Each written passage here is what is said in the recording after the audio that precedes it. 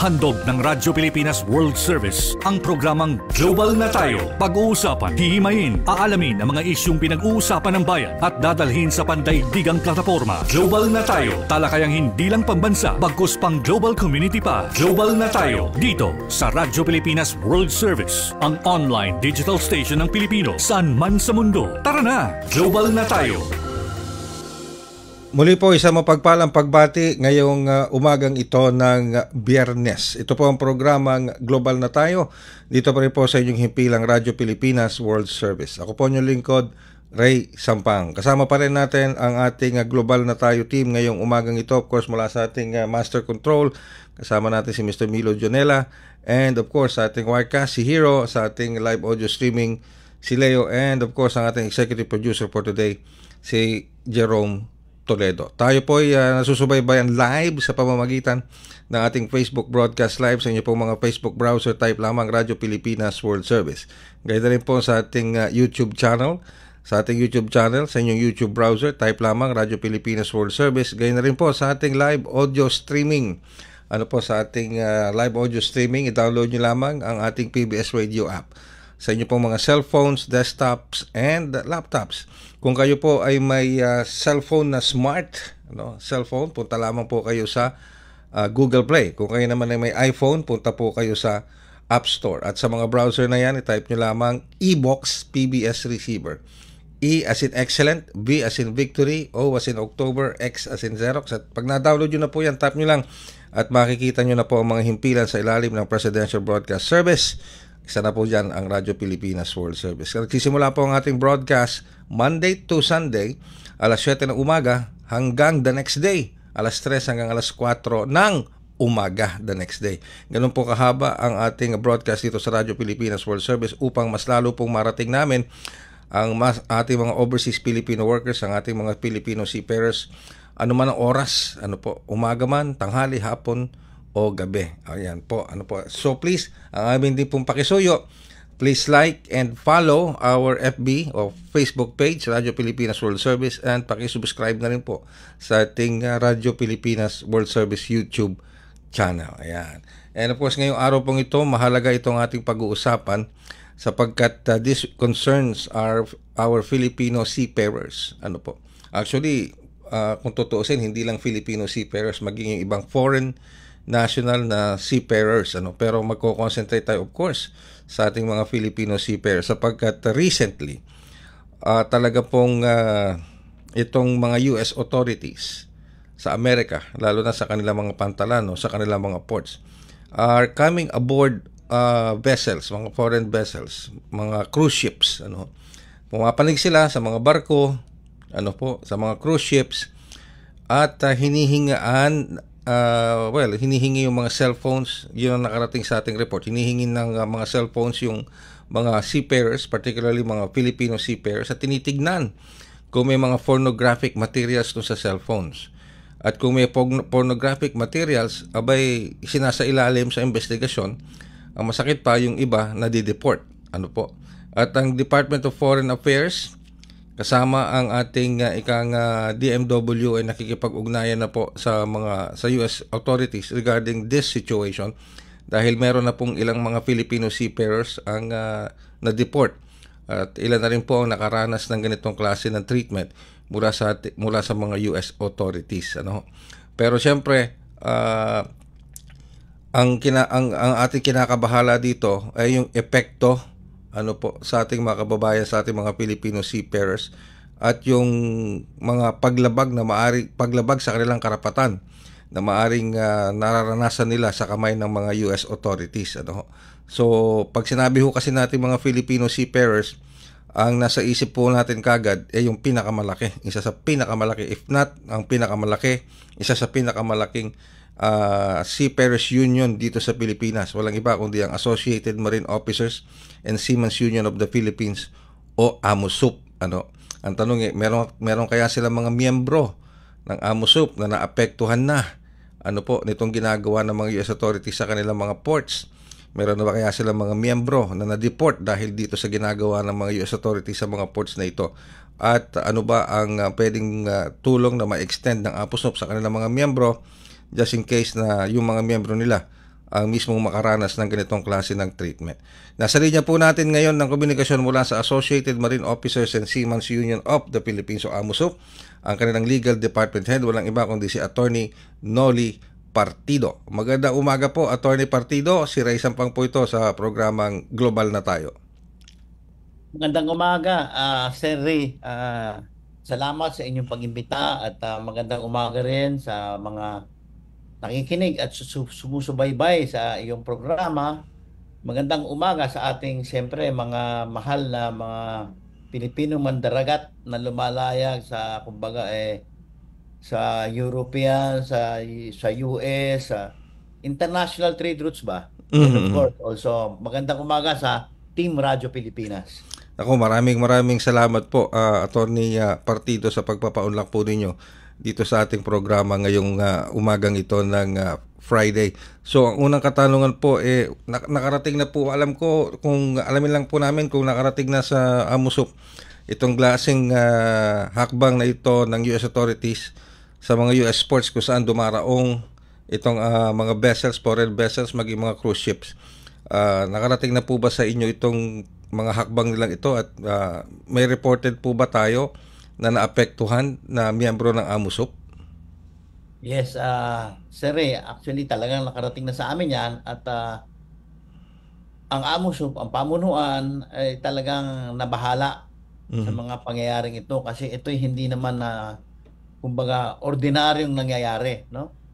Ito ay buntod ng ay dahilan sa paglabas ng batas sila sa paghigpit ng immigration laws at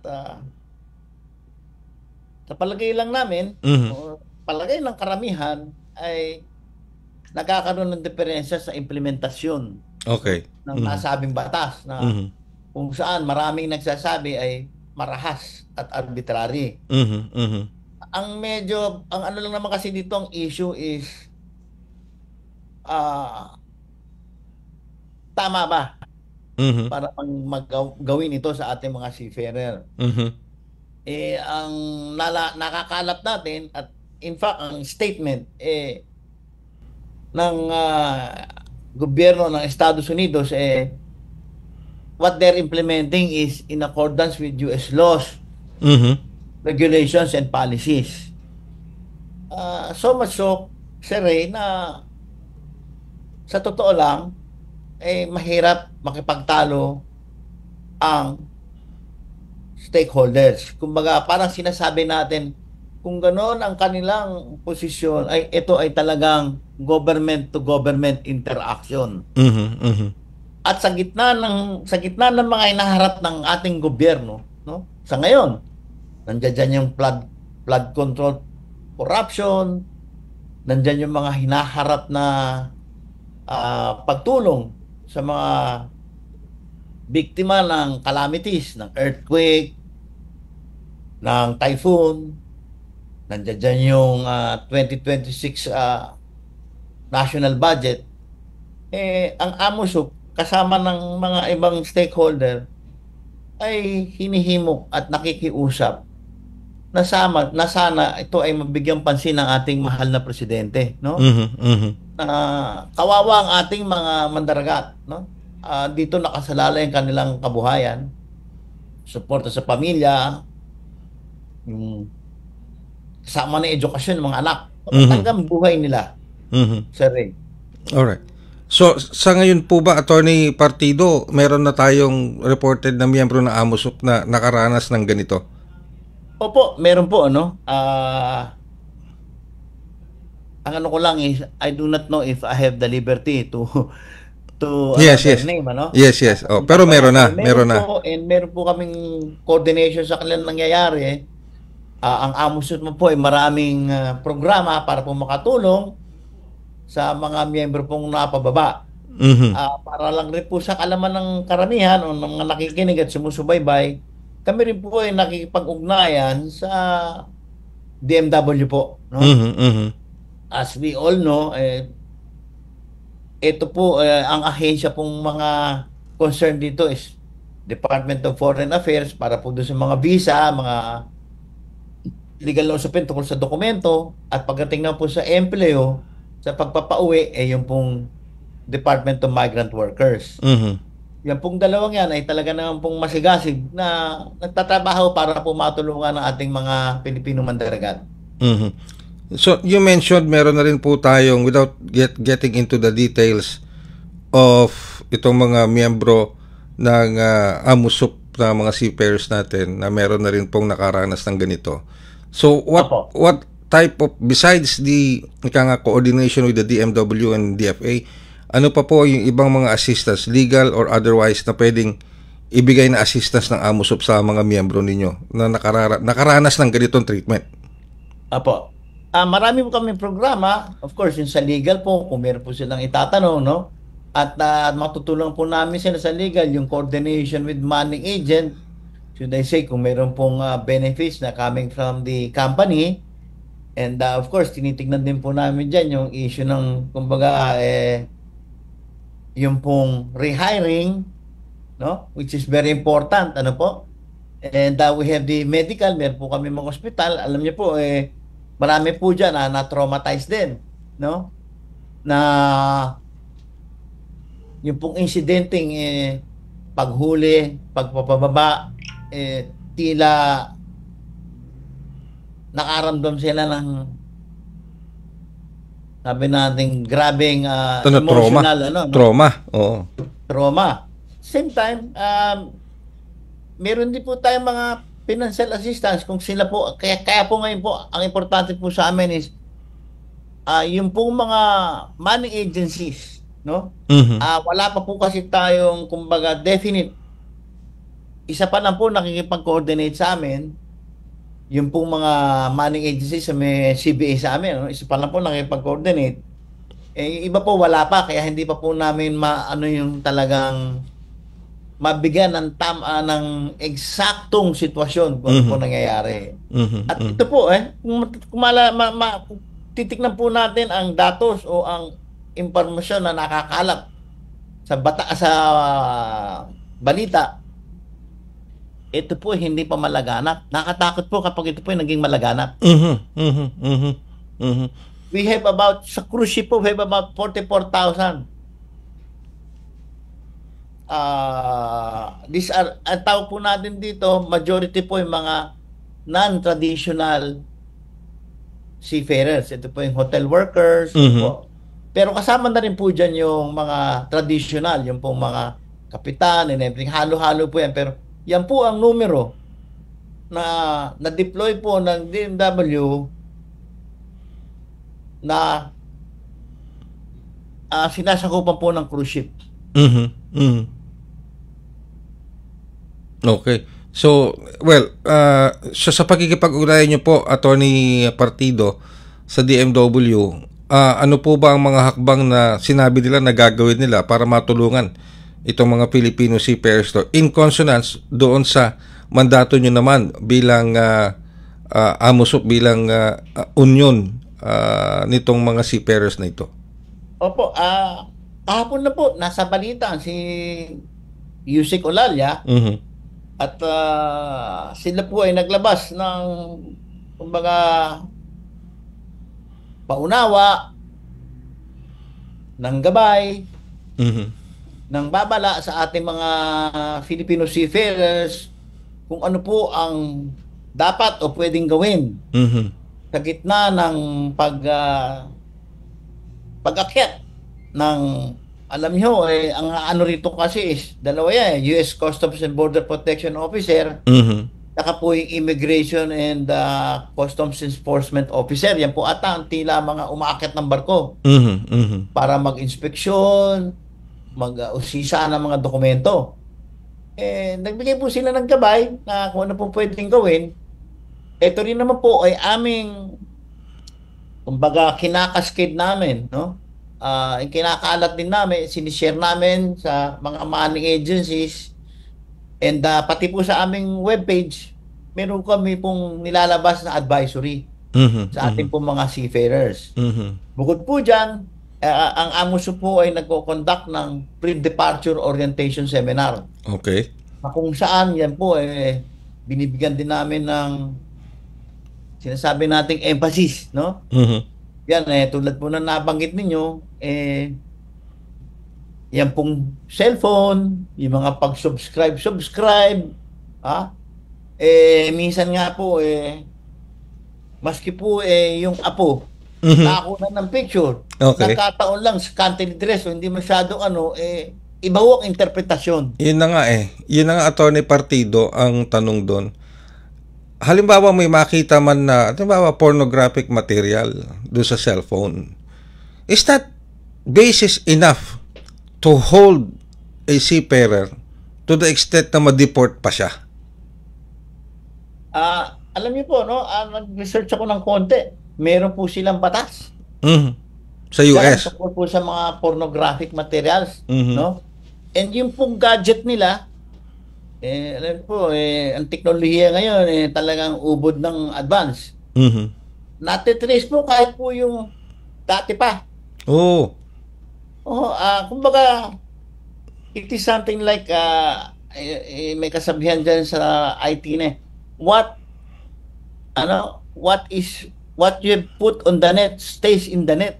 Mhm. Mhm. Kumbaga minsan, kahit nabura nyo na, akala nyo na nabura, meron palang memory. Okay, may trace, may trace. Oo, Mhm. may trace. And that aggravates the situation. Okay.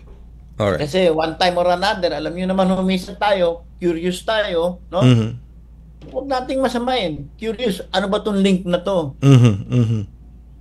Tapos hindi niya nabura or kahit nabura niya, tila ho ata natitrace po, Sir Ray. Mhm. Mhm. Nako.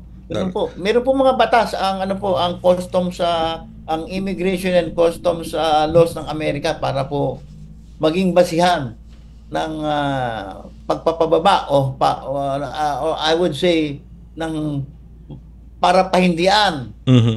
ang pagpasok ng isang foreigner sa kanilang bansa, no? Ito po hindi lamang sa Pilipino, kundi po para sa lahat ng nationalities, Sir Ray. Alright. Pero, Attorney Partido, alimbawa, na-hold yung seafarer, kaya nagtatrabaho siya sa oil tanker or sa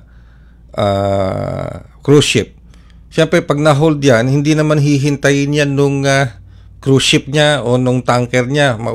Aalis ba kagad yung tanker o yung cruise ship? Maiiwan yung Filipino seafarer? Iyan po ang talagang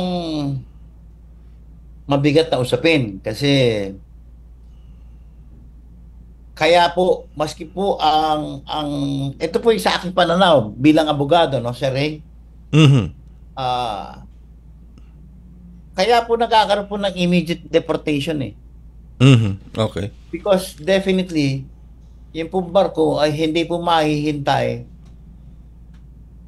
yung pong supposedly proceedings na dapat magganap. Yes, yes. Oo, oo. And yun naman pong doon po sa parte, I do not know if I am right, ito po hindi na po talaga tayo pamilyar, pero kung alinsunod po sa due process law, kumbaga the universal of due process, principle of due process, na nga po meron tayong sinusunod na patakaran. Okay. Baka naman po iniisip din nila na pag ito sinunod matagal bago ma-deport. Mhm. Mhm.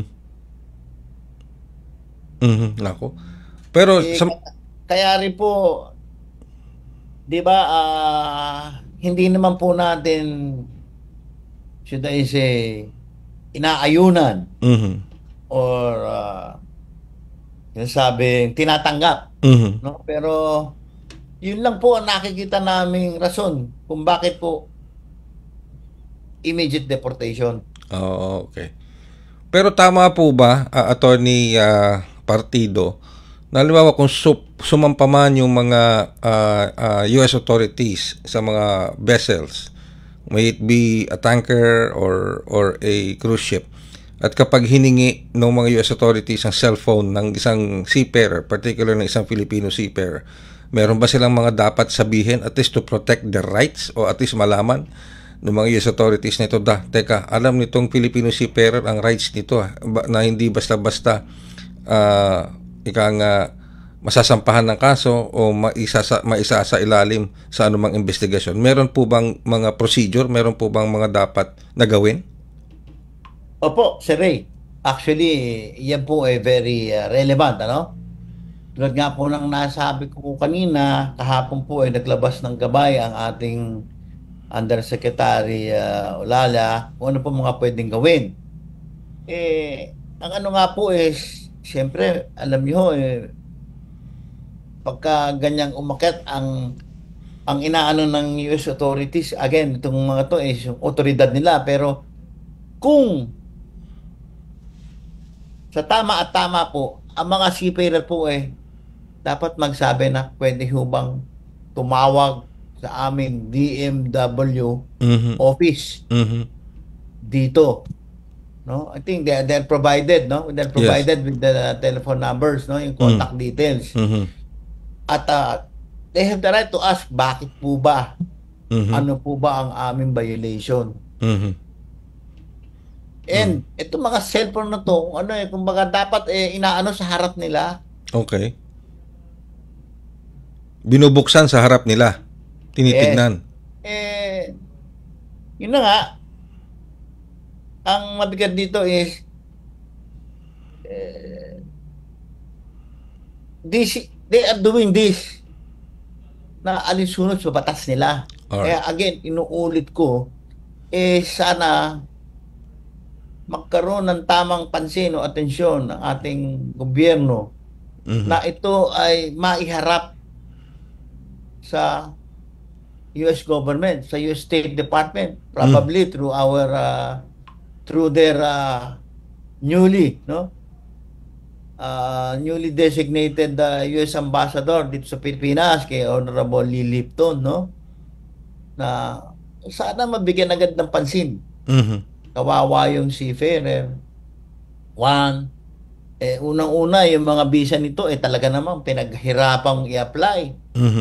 No? These are legally issued valid documents. Yes. Alright. Well, hayaan po ninyo, Attorney Partido, kasama po ninyo kami dito sa Radyo Pilipinas World Service na tututok din sa mga kilos at takbang ng DMW maging ng ating Department of Foreign Affairs para po sa pakikipag-ugnayan. Although meron na silang initial engagement with the US government tungkol dito, pero magfa-follow pa rin tayo. We will try our best na makuha yung latest na pakikipag-ugnayan nila para naman hindi naman ma-violate yung mga karapatan ng ating mga Pilipino seafarers at this point in time. Maraming salamat po, Attorney Partido, sa oras sa ipinagkaloob niyo sa amin. Thank you very much po sa inyo at sa AMUSUP. Maraming salamat, Sir Ray, sa pagbibigay ng pagkakataon nito na kami maging parte ng iyong programa. Sana ang ating mga Pilipinong mandaragat, no, ay mabigyan lunas sa problema ito ng ating gobyerno. At again, kami naman ay confident ang AMUSUP na ang ating mahal na presidente ay bibigyan ng tamang pansin itong problema na ito. Mabuhay ang Pilipino mandaragat, mabuhay ka, Sir Ray, at ang Radyo Pilipinas. Magandang umaga po sa inyong lahat. Maraming salamat po at magandang umaga rin, Attorney Noli Partido, ang Legal Department Head ng Associated Marine Officers and Seamen's Union of the Philippines. Magbabalik po kami makalipas ang ilang paalala. Mas pinadali na ang government transactions sa tulong ng eGovPH Super App. Pwedeng-pwede mo nang magawa ang lahat ng ito. I-download ang eGov app sa iyong smartphone o tablet mula sa App Store o Google Play Store. Pagkatapos, ilagay ang iyong mobile number at i-authenticate gamit ang one-time PIN o OTP para marehistro ang iyong account. Saka ilagay ang iyong mga pangunahing impormasyon at kumpletuhin ang facial recognition technology para sa verifikasyon ng iyong pagkakakilanlan. Para sa mas mabilis at mas maayos na serbisyong panggobyerno, gamitin na ang eGovPH Super App. Magandang araw, si Dingdong Dantes po ito. Dahil taon-taon tayong binibisita ng bagyo, kailangang handa tayong harapin ito. Naalala ko si Mami, meron siyang isang envelope kung saan nakatago ang mga importanteng dokumento para madaling kunin at dalhin kapag may bagyo. Ang misis ko naman, may nakahanda palaging emergency go bag na may lamang damit, gamot, pagkain, tubig at pera nakasya hanggang 3 araw sakaling kailanganin namin pumunta sa evacuation center. At syempre, ang toka ko, bago pa dumating ang bagyo, sinisilip ko na kung may mga butas ba yung bubong o ang ibang parte ng bahay na kailangang i-repair. Nakamonitor din ako sa updates ng Pag-asa tungkol sa bagyo. May kanya-kanyang responsibilidad sa bahay para sure na ligtas ang buhay. Dahil #panatag ang may alam. Maging panatag Pilipinas.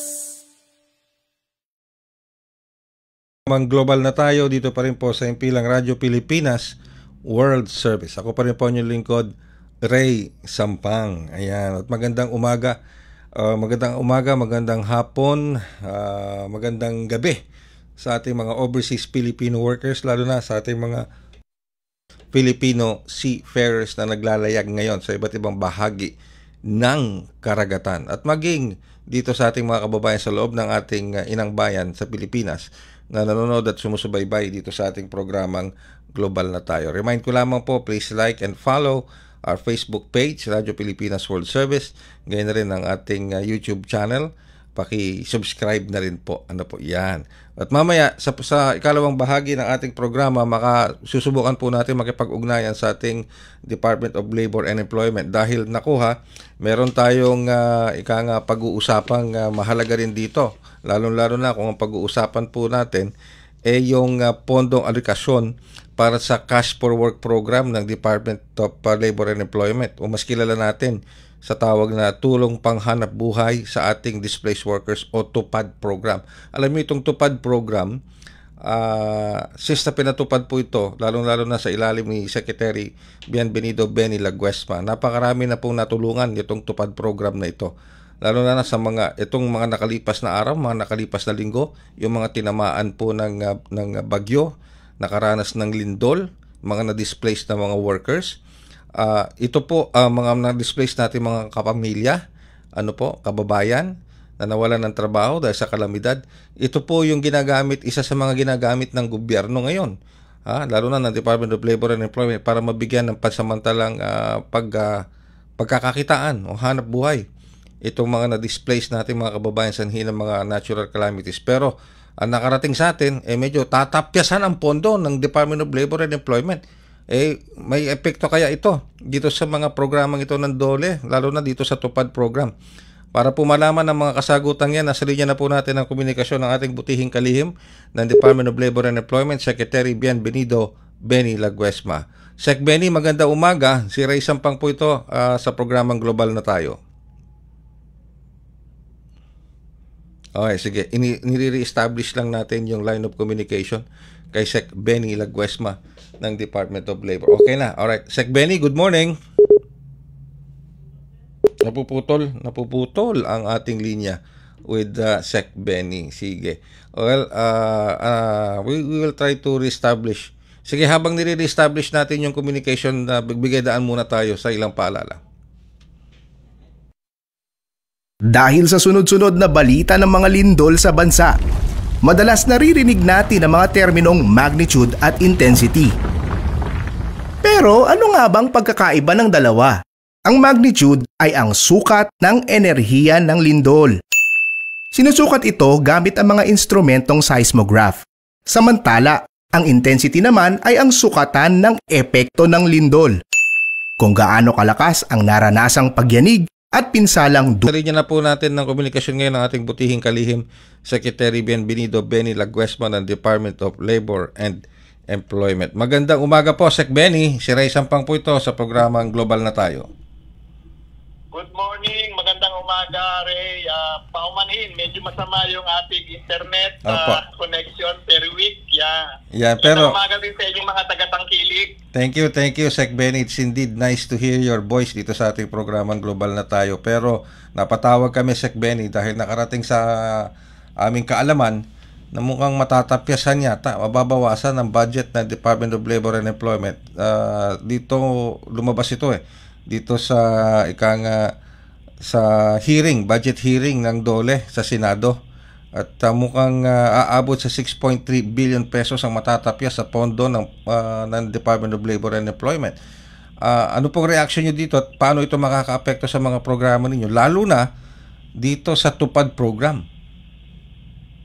Ray, una muna, pagtutuwid lang, yung tapyas po na more than 6 billion, yung po ay nangyari sa NEP.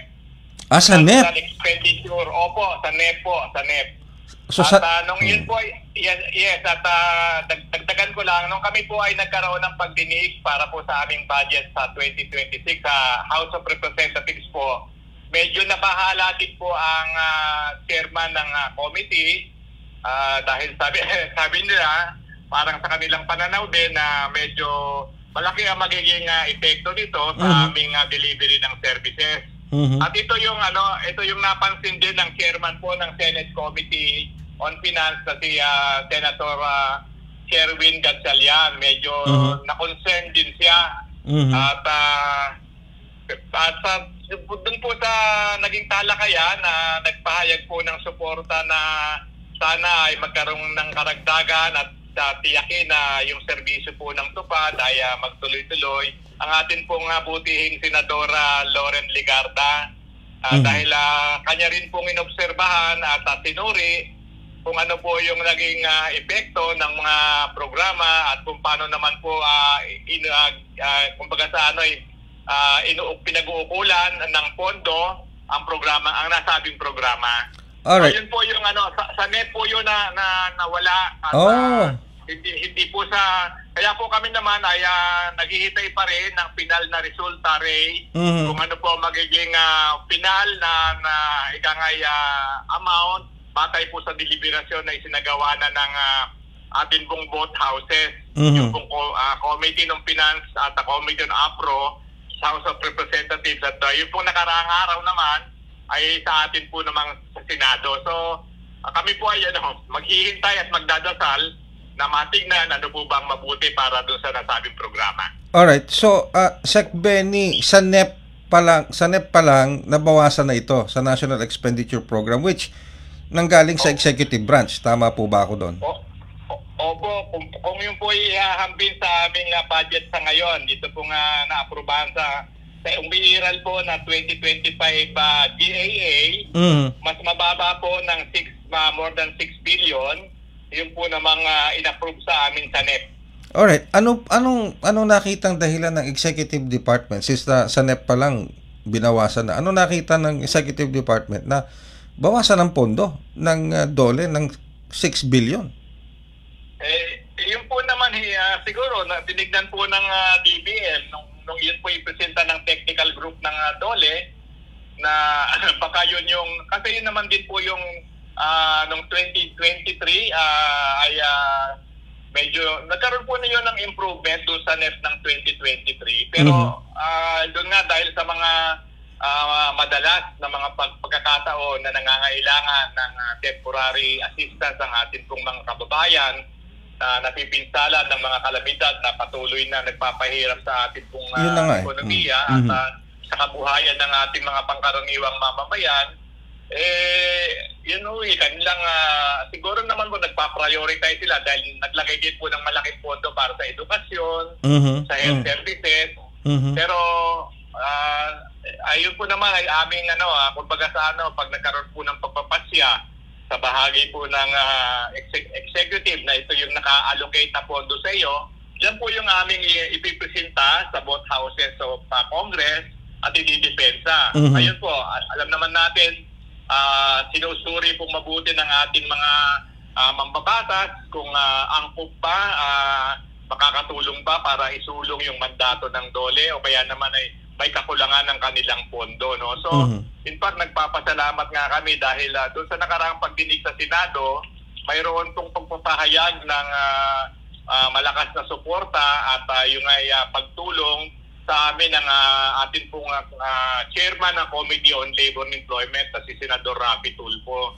At sinabi niya na dapat siguro ay matulungan na hindi lamang sa karagdagang mga personnel, lalo na sa budget para magawa ng DOLE yung mga dapat na nakikita niyang tuloy-tuloy na isinasagawa ng DOLE. Kaya malaki po din ang pasalamat namin dun sa committee at sa atin nga pong chairman ng Committee on Labor and Employment na nakita niya ang pangangailangan, pero siyempre po may mga prioritization na sinasabi at hintayin po natin kung ano po magiging final na figure doon po sa proposed budget ng DOLE pagkatapos po ng talakayan at pagsasaalang-alang po ng Committee on Finance at ako po yung Committee on APRO ng ating pong both houses. Ayun, okay. So hindi pa final yan. Medyo pwedeng maibalik or at least maibalik kalahati man lang ng 6 billion. Pwede kaya yun, Sec Benny? Pwede pa siguro po dahil meron po, kung natatandaan nyo po, meron din direktiba ang Pangulo sa realignment ng mga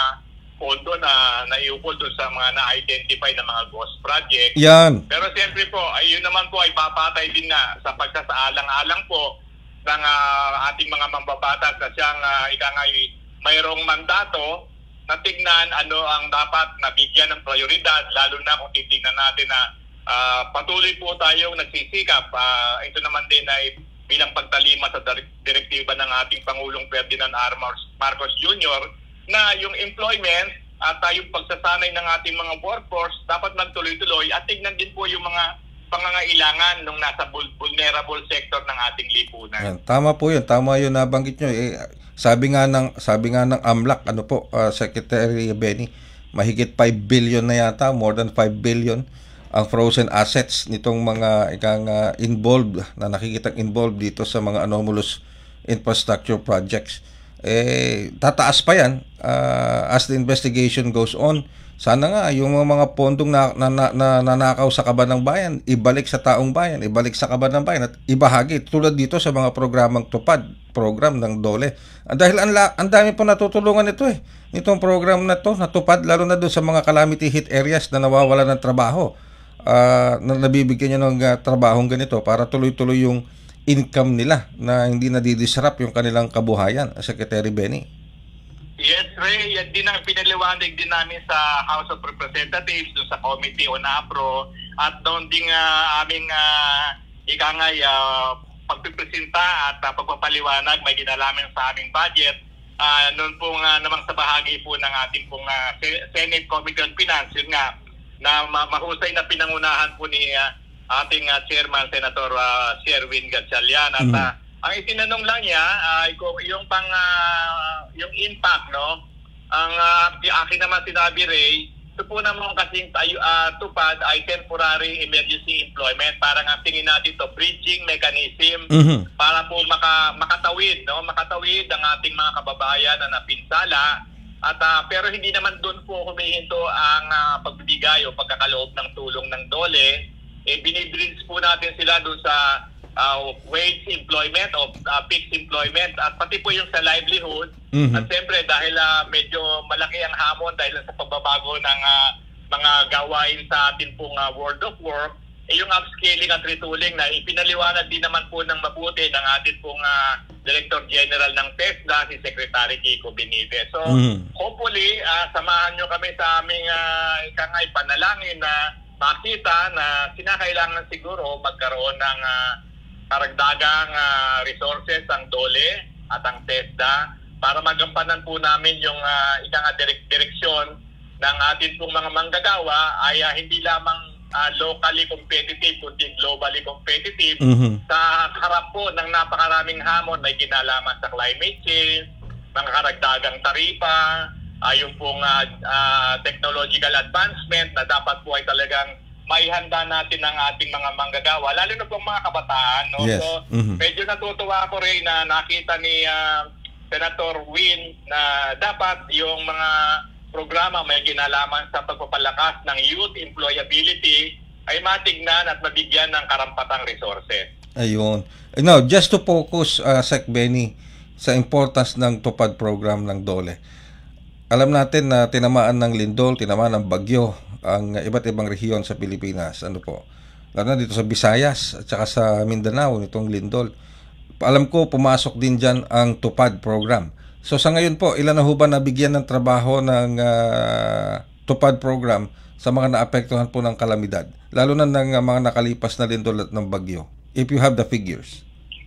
Ray, batay po dun sa huling ulat na ipinabot po sa atin ng ating mga katulong sa Department of Labor and Employment, mahigit 100,000 manggagawa po ang nabigyan ng itong short-term employment assistance at ang amount po niya ay humigit kumulang 494 million in emergency employment assistance, lalo na po doon sa mga apektado nung nasabi mong mga weather disturbances, no, pati mga displacement ng workers, no, bahagi ng aming pagtulong na sana nga makaahon sana sila at magkaroon ng pagkakataon na bumalik sa normal situation nila upang yung kanilang mga pangangailangan sa araw-araw matugunan po nila.